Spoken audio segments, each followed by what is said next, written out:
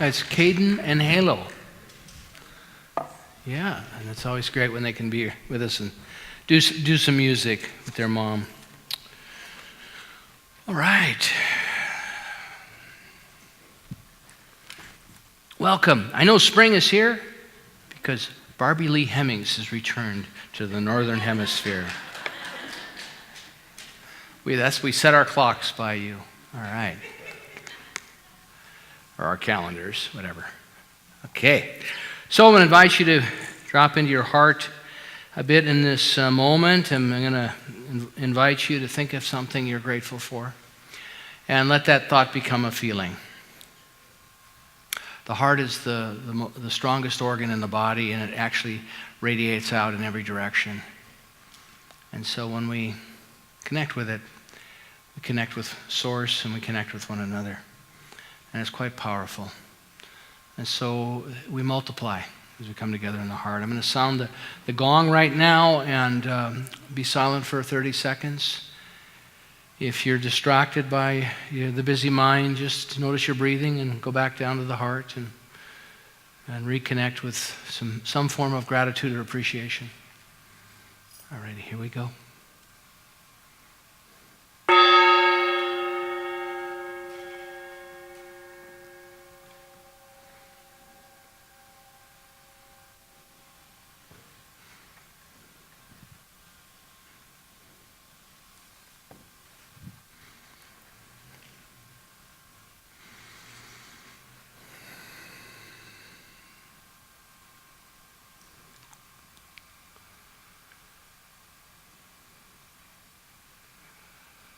In this very room, there's quite enough love for all the world.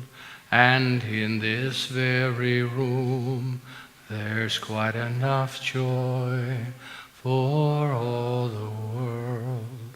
And there's quite enough love and quite enough power to walk through our every fear. For Spirit, one Spirit, is in this very room, in this very room, in this very room. So I invite you to allow my words to be your words in this moment, and if they don't fit for you, just let them wash over you. But what I'm affirming and knowing in this moment is that there's one life, one power, one infinite divine source that animates all of life. It's the truth of our being. The dream that we fall asleep in here is the one of separation. And so I invite you to join me in understanding and healing any sense of separation. So let this warmth rise up from your heart space or from wherever you feel it and sense it. It is in that sensing, in the spaciousness to be aware that it is all around us, through us, as us. And so in knowing that and unifying with that and coming home to that, I know that we are guided and directed in every good way, that whatever is important for you, uniquely and wonderfully, you are being informed and supported, resourced, comforted, loved, reminded of who you are and whose you are. That your life is God's life, as is mine.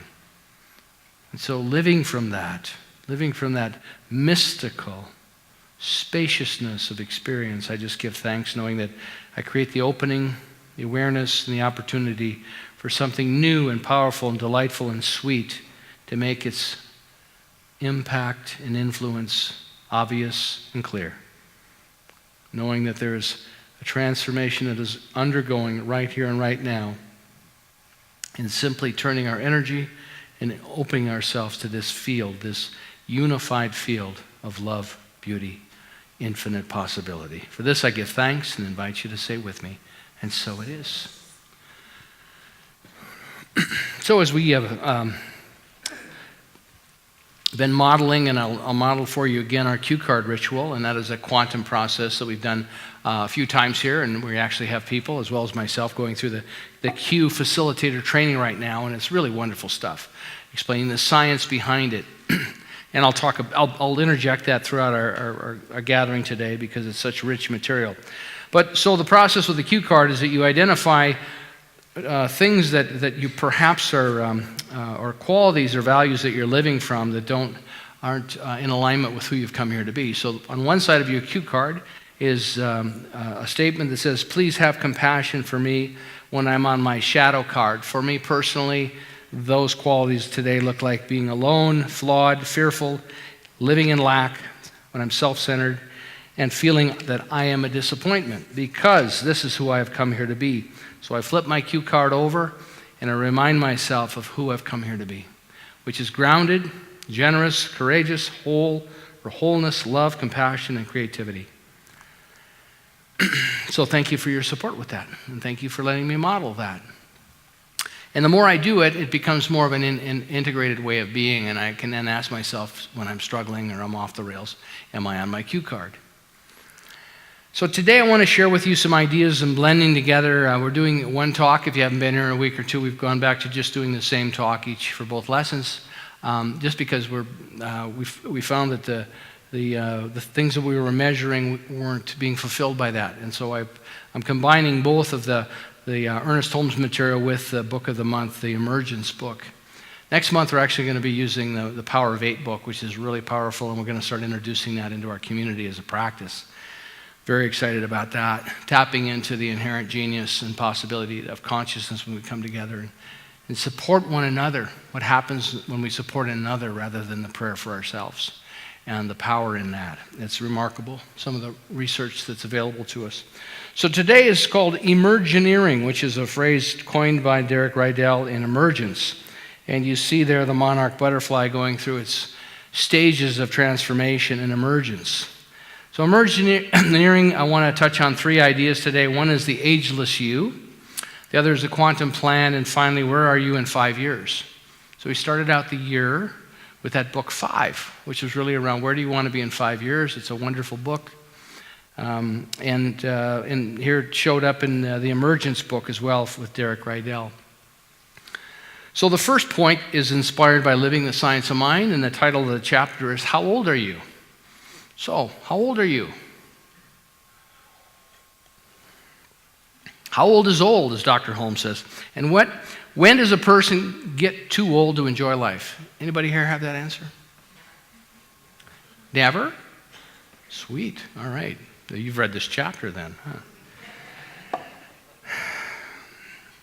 Could a person be as young at 80 as he is at 18? Yeah. Why not? Dr. Holmes says we're told that each cell of the physical body is completely replaced every 14 months. So none of us are older than 14 months. Isn't that good news? What happens along the way is we acquire experience. Some of the scientific minds today are telling us that while time exists, age does not. That in reality, time is not a way of measuring years and months and days, but rather a measurement of experience in a limitless life. So he's looking at it from a very spiritual perspective of the continuum of the soul. If it is true in a broad sense that neither the mind nor the body actually grows old, it is time for us to ask what produces this aging process. Suppose we think of mind in the same way we think of space. Space is everywhere. Many things exist in space, but space itself is never crowded and it never gets old. No matter how much stuff you put in there, there's still as much space as you need. You cannot wear it out, it never grows tired, and it never becomes burdened with care. So Dr. Holmes says this: God's mind is the only mind there is, and God is eternal. The whole proposition in this, we believe because God lives in us, and we are able to think because the mind of God lives in us. So this is this idea of oneness. We live on a planet that has fallen asleep in the idea of separation. And so if we want to participate in a more potent experience of life, see what happens when we know this stuff. I have no doubt about this. I'm getting the God rush here as I say this. But what happens when we start to intentionally partner with this infinite field, because it is a field. It's not a person, it's not a personality, it's an energetic field. We accelerate our own evolution. And so this infinite presence just says, I love you. And if you want to play with me at a more intimate level, you can. And if you don't, I still love you. So it's not as if it's not attached to outcome. It just is. And it just says yes, and it loves us. And so what limits our experience of the love is our own capacity to receive, or not. The limitations we place upon ourselves. But it takes practice, it takes wisdom, it takes clarity, it takes cleaning things up to clear our own field, our own personal universe. As he says, Dr. Holmes says, consider what wonderful miracles life is always working through our bodies. See, our bodies are part of this intelligence. Our bodies, when we walk out the door, and if the temperature has dropped 20 degrees, our bodies are going to adapt. There are certain things our cells will do because it wants to protect us, but it doesn't. It's not as if we go out the door and it's cold and we say, all right, body, it's cold now. Let me check the temperature, and now we need to. None of that happens. It just does it automatically because it wants to support us. But this is part of this divine instinctual intelligence. When we cut ourselves, there are certain things that happen within the body to heal the cut. So, and we know those things. They're obvious, but this is part of the divine plan. But Dr. Holmes, so he writes about this in this chapter, but he says, but nature does not seem to interfere with our thought. So the same thing doesn't happen when we get traumatized. It's not as if this automatic response goes on inside of us and says, oh, well, look at this. This has come for you, and let's look at this through the eyes of wisdom and know that don't take it personally. None of that stuff goes on in our heads. For the most part, we go right into that reptilian brain that says, I'm under attack. I got to protect myself. So I'm going to freeze. I'm going to flee, or I'm going to fight. So that's that part of that brain that wants to protect us. But that spiritual part of us, sometimes we can't even hear it because we're not tripwired that way. So that's where our free will and choice comes in. But nature does not seem to interfere with our thought process in the same way, and this is because we are individuals and have the right of self-choice. And so we are permitted to store up liabilities in the mind which tend to perpetuate our discomfort. Is there anyone here that has experienced discomfort in their life? Okay. There's like 6 people. That's awesome. And what happens for us as part of the life journey is we store these things up, and they become part of the sum total, the memorized way of being. We've just simply memorized a way of being. And rightfully so, because stuff happens to us. And when we don't have the information and we're not in an environment that supports a different perspective, of course we're going to protect ourselves. Of course we're going to draw judgments about other people. You know, the teacher Jesus said, judge not lest you be judged, because he understood energetically. See, we're energy. We are at the end of the day energy. Energy that is inhabiting a physical form upon this planet. And it's a beautiful thing. I think we come here to have the full earthly experience. To go on the beach, the warm beach, and not our beach, you'd have to go a little farther south. Barbie Lee would know about it. And barefoot and wiggle our toes in the sand and experience all of it.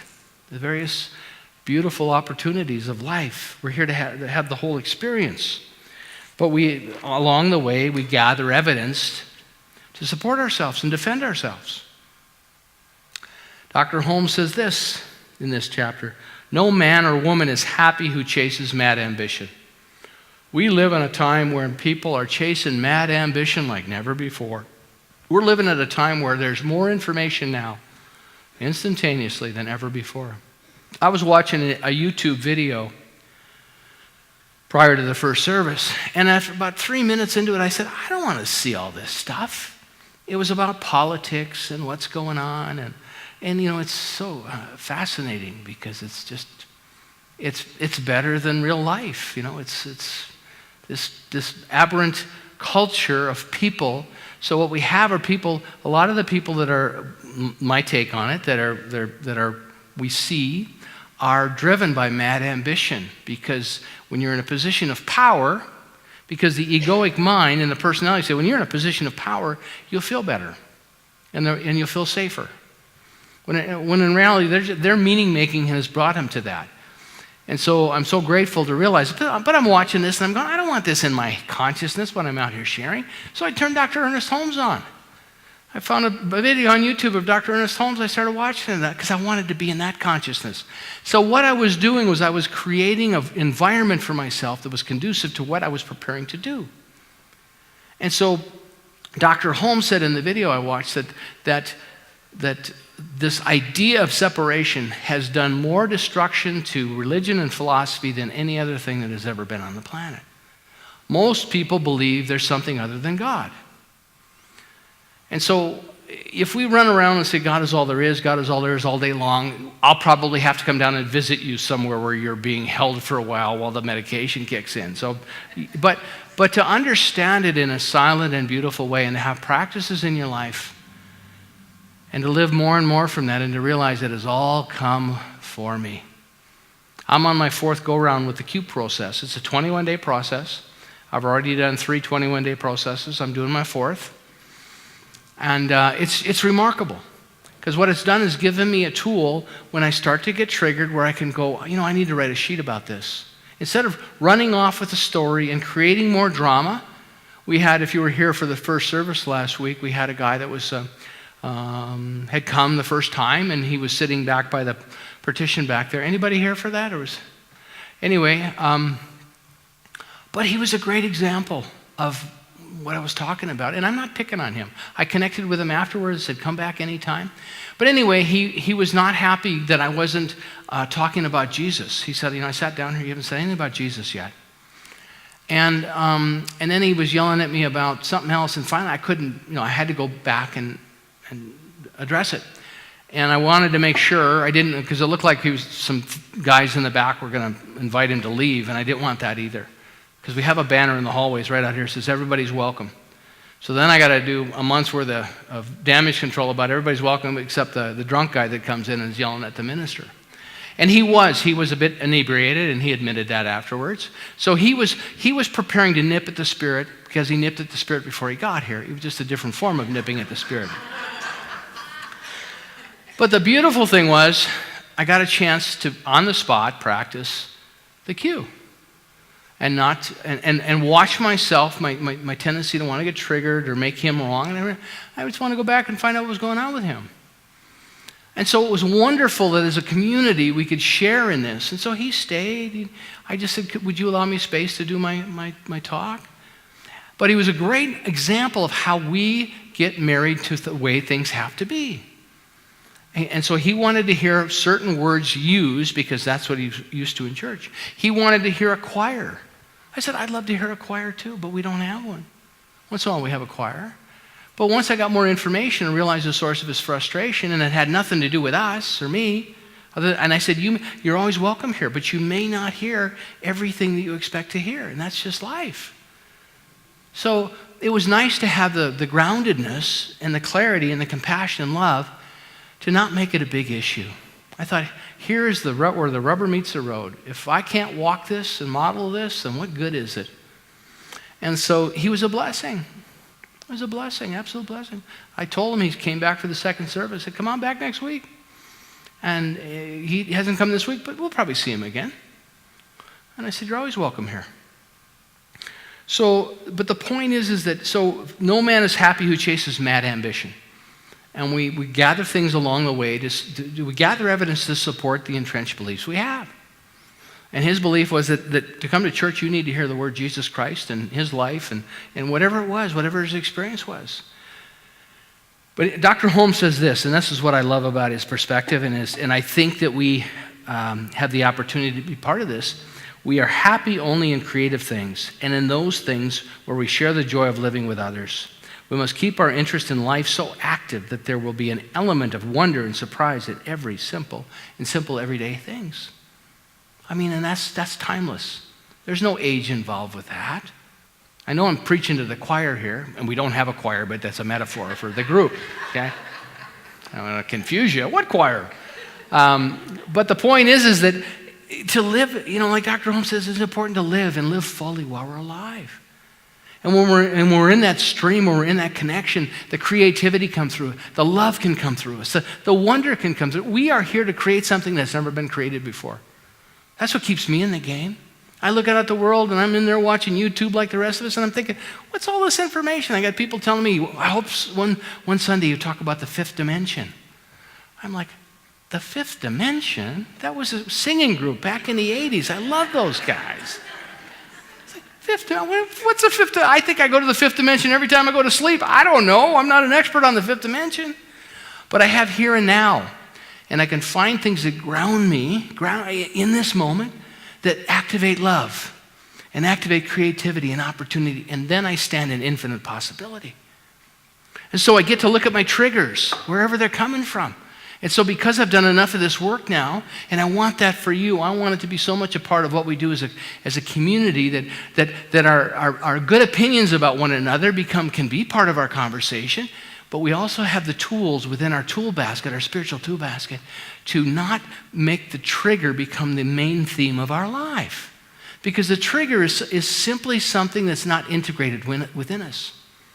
And I love it's so important.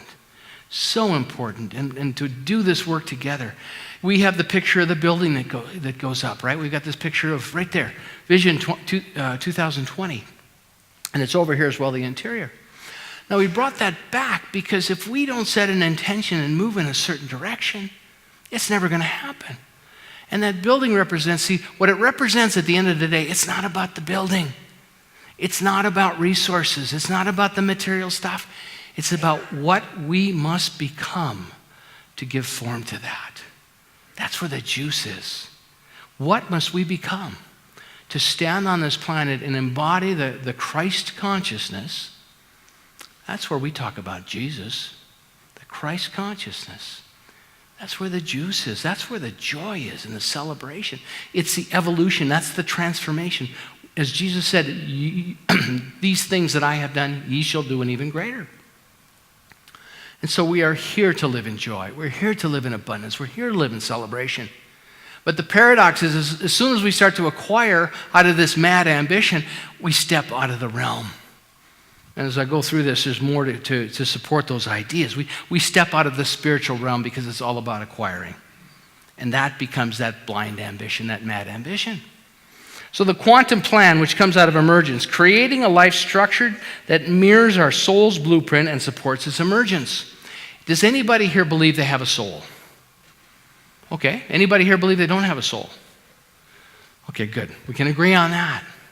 Does anybody here think that your soul doesn't have a blueprint? All right, cool. Awesome. So, in the emergence model, we are planning on making something that already exists welcome. It already exists.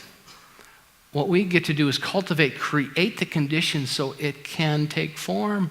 It's already within us. The quantum plan is much more concerned with who is trying to emerge rather than what is externally accomplished. If we got on a rant, years ago there used to be televangelists there was one, and I can't remember his name, that got on, maybe it was Oral Roberts, and said, if I don't raise another $3 million in the next period of time, God's gonna strike me down and take me away. And so people were mailing their checks in, and because it's a very literal interpretation for many people, people bought into it. But that's, once again, it's the mad ambition of this. We got to get this done. And it's just a reflection of where people are in consciousness. Although I did hear from God last night. He said, if everybody in the audience doesn't write a check for $1 million, just kidding. See, that's not what this is about. This isn't about manipulation. It isn't about fear. That's a fear-based idea. That's a lack-based idea. So it isn't about that. The quantum plan is much more concerned with who is trying to emerge rather than what is externally accomplished. Who must I become? What is my soul's blueprint in sharing these ideas and these possibilities? So the beautiful thing, the gift for me in this is what must I become so that I can teach well at the optimal level of my capacity to teach. And that's ongoing because I think this information is so beautiful and wonderful. And I watch people struggle, and I watch people go into doubt and uncertainty and live in lack. And I share with you my shadow card, because it's alive in me too. But the choice I have, beautifully, is I get to decide the direction I want to go. Doesn't matter what happened yesterday. Doesn't matter what happened this morning. I'm listening to something on YouTube, and I realize I don't want to hear this stuff. It's not that I don't care about it. I care about it. But there's something more interesting to fill me up. You know, it's like putting sand in the gas tank of our car. We're not going to get very far. I want the best fuel possible so I can make the journey, so I can be transformed in this. And that requires me having to do some house cleaning, some cleaning up. I don't stay stuck in my shadow card. I've lived in my shadow card the majority of my life. So if your intention is to live your soul's purpose and highest potential, your inner life has to be as much a part of your plan as your outer world. It's both. It's standing on both legs, the spiritual and the material. Bringing both of those to the conversation. And that's not easy, but it's called the Center for Spiritual Living for a reason. And to have the tools in our tool bag, the Q process is really it's not called therapy. And having gone through enough of the material now, it's not therapy. We don't do therapy. What we do is we empower every individual to go to the skill set, to go to the strategy that helps free those limiting ideas about ourselves. The trigger is the indicator that something is not lining us up. And what happens when we start to write about it and re-script it, it frees the energy. It frees the energy. All of a sudden there's energy that we've been given to this old resentment, to this problem or this situation or this past trauma. We've all been traumatized. Being on this planet, we get traumatized. It doesn't have to be big stuff. It doesn't have to be car accidents and falling out of tall buildings. It's day-to-day trauma. And so when we understand there's a capacity in here, it's come to wake us up. It's come to create resiliency within us so that we can then give birth to the greater yet to be. Because you can't get there when you're full of resentment. You can't get there when you're full of hatred. It just creates limitation within ourselves. It is a self-limiting prophecy. So it's not about forgiving others for their behavior. It's putting the energy down. And forgiveness is one of those tools. We're going to do a little exercise here before you all leave today. So the last piece of it is, where are you going to be in 5 years? Where do you want to be in 5 years? In May of 2023, where do you want to be? I know where Barbie Lee wants to be. She wants to be living down in Mexico. But she's told me that. So where do you want to be? How do you want to be? Miserable? Resentful? Unhappy? Who do you want to be? You get to recreate yourself in this moment. And doing. What will you be doing? What will you be doing? I'm excited about what's happening within me because I'm realizing I have so much more energy to put into this and to be able to speak from it from my own experience. So I'm not announcing it. I'm telling you, this stuff works. And it requires about 10, 15 minutes every day for me to sit down and do my cue sheet again. And then I read and I watch videos. It requires training. It requires practice. But if you're just sitting around watching old videos on YouTube all day long, like I was telling you this morning, that aren't taking you there, stop it. And find something that'll fill up that spiritual gas tank so you can make the journey. And see, that's part of spiritual awareness. That's part of the journey. It's like, this ain't taking me where I want to go.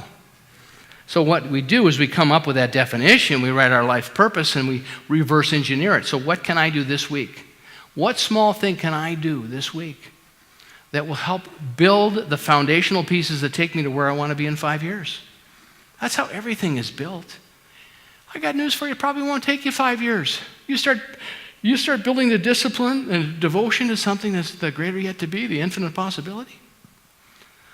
Can we build these buildings over here? Why not? Why not?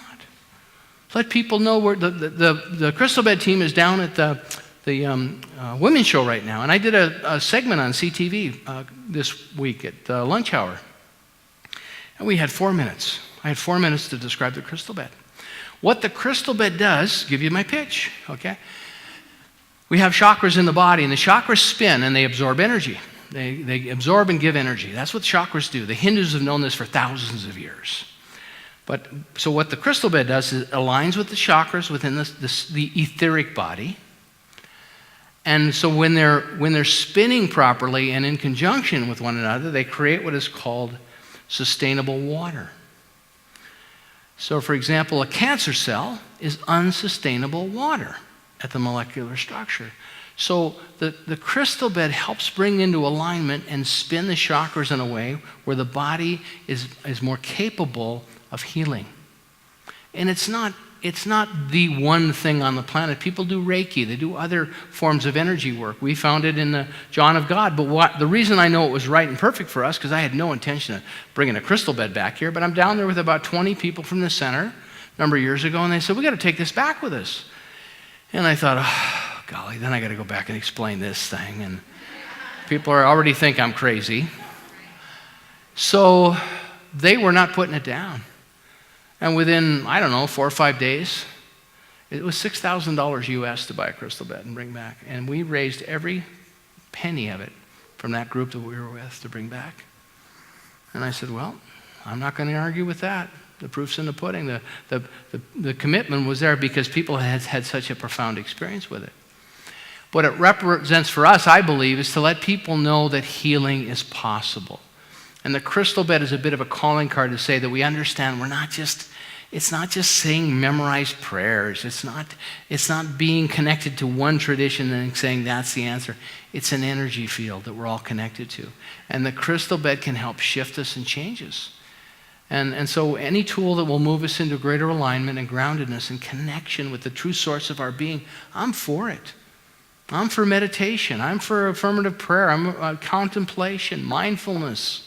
The crystal bed, walk in a labyrinth, forgiveness, putting it down.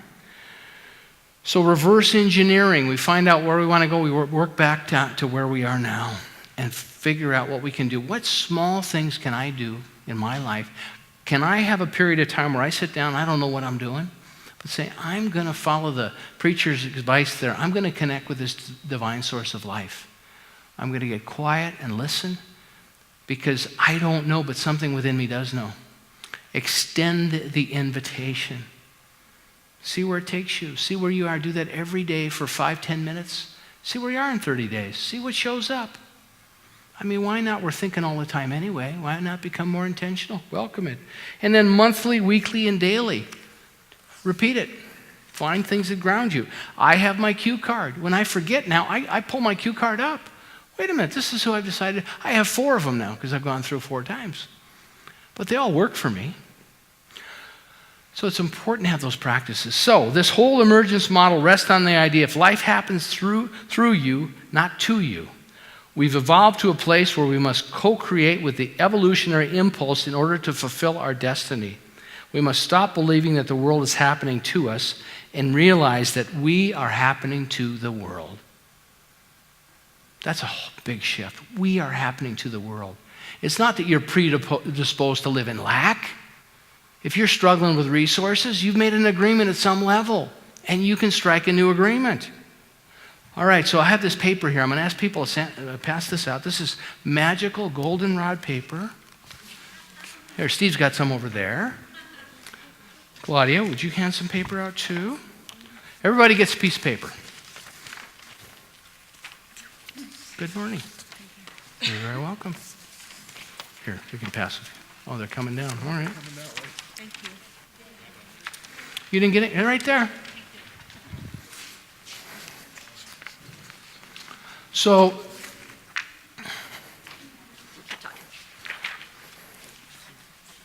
well, just about everybody's got a piece of paper. Oh, I need a piece of paper too. Thank you. Got it. So this paper, I want to pass out with you, to you, because what we've done in our lives is we've struck contracts. We've made contracts with other people's opinions, situations. We've had an experience where the light went on right after we had the experience, and all of a sudden that has helped define us. And as human beings, as Dr. Holmes says, it doesn't matter what happened yesterday. And tomorrow's not here yet. What matters is right now. So I want to invite you to allow this piece of paper to be your contract. So I want you to take a moment and think about something, a pattern in your life, whether it's around health, whether it's around money, whether it's around relationship. Maybe it's around several things. What is the pattern that you see recurring in your life? Because the beautiful thing about our opportunity as thinking, creative, free individuals to choose, we can tear up the contract. Just like we sign a bad deal, we get to tear it up. There won't be any lawsuit. There won't be any attorneys getting a hold of us. We are free to tear up the contract anytime we want. And so I want you to get in mind something, and maybe it's just a feeling of dread or a feeling of impossibility in your life. Whatever it may be, allow this to represent that contract. And we can tear up the contract at any point in time and renegotiate it. We're never stuck. So, for example, here's the buildings that could really help us do program here. I mean, there's so many things that I see as possibility. Here's what I know. I live in a community that is fully funded through committed giving. We have an intentional giving program here. I'm in a community that is fully funded. Our annual budget is fully funded by our committed giving. I don't want to put pressure on you. That's where I'm going. That's because so much of the conversation around here is around lack. And I get it. The world, you go out there, you hear it everywhere you go, there's not enough. There's not enough, there's not enough, there's not enough. You got to have a budget, and you got to have resources. But it can't be your primary goal. And how do we bring our spirituality to that very thing? That I have an opportunity to work with amazing people and to continue to learn and grow and to watch people's lives be transformed in a way like never before. That we are a community that is on fire with transformation so the great good and joy and celebration can happen, and we model it for others so that people are calling wherever I am, and I'm assuming it's going to be here, wherever I am, and saying, what are you doing there? This is amazing. To give birth to something that hasn't been given birth to. I'm just giving you a part of what my vision is. And so anything that doesn't line up with that, and that we have all the resources here, we have a great executive director, we have a youth minister, we have a building that works, we should be live streaming our Sunday talks. Gary Simmons said to me, how come you're not live streaming? I said, resources, we've tried it through volunteers, we can't get it up. And I want to be able to deliver the goods in terms of my own learning and my own evolution so we can have a record of it and people can go online and say, wow, look at this guy. This guy was on fire with possibility. I'm not calling it in. You guys tell me there isn't enough. I just sit there and silently say, you don't know what you're talking about. You're talking from an old contract that you negotiated. And I don't join you in that agreement. I honor it. I bless it. Thank you for sharing, but it's not my truth. So I'm in a community that's on fire with that. You're in a relationship that is beautiful and wonderful and loving and collaborative and healthy and dynamic and fantastic. Now, the relationship that you might be in may not have to end so you can step into that relationship. But if that's your intention, that's going to happen anyway. So all I'm saying is I can't control the world and everybody's good opinion. What I can control and influence is my reaction to it. And what I know is what I want to be part of and give birth to. And I know it's possible here. I know you have what it takes and I have what it takes. And if we can't get there, it's okay. I'm going to go find a place to do it because that's what's important to me. And that's what should be important to you. You should be thriving.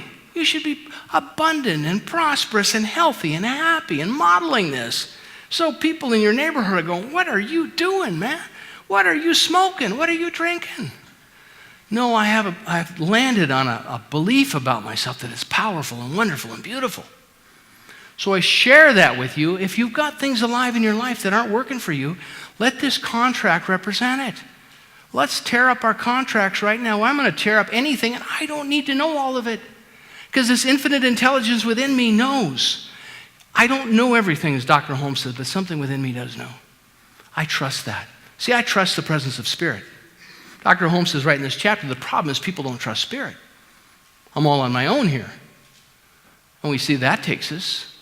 So I'm in partnership with Spirit, and I know the things that I've just articulated publicly to you are unfolding. What I need to become to fulfill that is happening within me.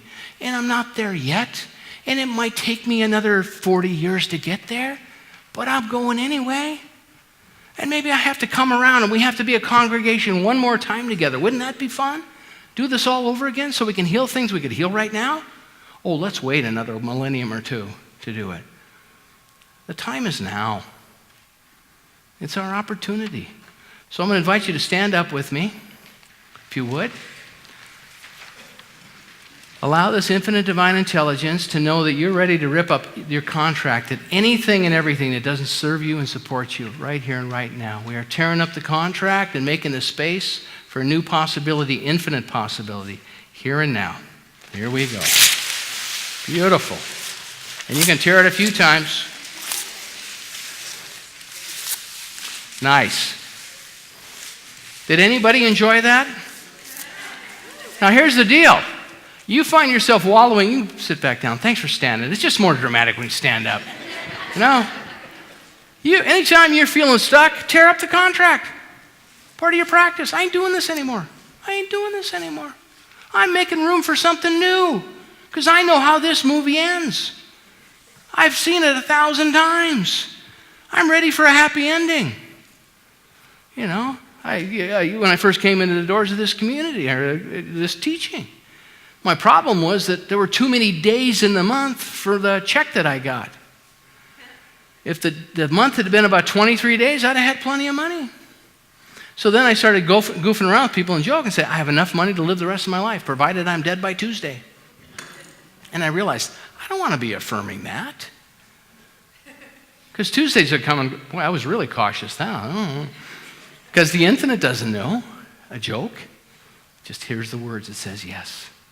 So Dr. Holmes says this. This is the last slide I have for you today. He says, let us make up our minds that yesterday is gone. Tomorrow has not yet arrived, but today can be filled with wonder if we know that we stand on the threshold of that which is wonderful and new. Wonderful and new. That's for me. Wonderful and new. Isn't that a beautiful declaration? Wonderful and new. I'm for wonderful and new. I want wonderful and new for you and you and you and you and you and you and you and you and you. And everybody here. Now, I can want whatever I want for you, but if you're sitting there going, he's crazy, it ain't going to happen. And you're free to do that. And I love you anyway. That's not mine. That's not my responsibility. And that's what I love about the Q. It becomes our own practice. It isn't therapy. There are times last week when the guy came in and I thought, isn't this great? I got the Q. I don't have to go carry on for 2 weeks because some guy came in and was yelling at me and I wasn't saying Jesus Christ enough for him and no choir. I got done with it in a moment. It has saved me thousands and thousands and thousands of dollars in therapy. I'm telling you. It's a beautiful thing because it's called awareness. You become your own mentor. You become your own coach. And that's the beautiful, freeing thing. I said that to Gary the other day. And when you coach people, you're not doing therapy. You're just taking them back to the method. And the key in it, one of the keys is that when people are rewriting or telling their story of the trigger, to watch when they start going back into the story. Then the story starts to overtake them. You got to bring them back. Practice, and that's what the practice is. Because when we go back into the story and tell it again, we're right back in it, and we're reinforcing the trauma and the limitation. That's the mindfulness of it. But pretty soon you're just reporting, oh, I had this experience. And it's so freeing, because then you can really practice compassion and love for yourself. And boy, when you're landing in that compassion and love for yourself, that is abundance. That is freedom. That is joy.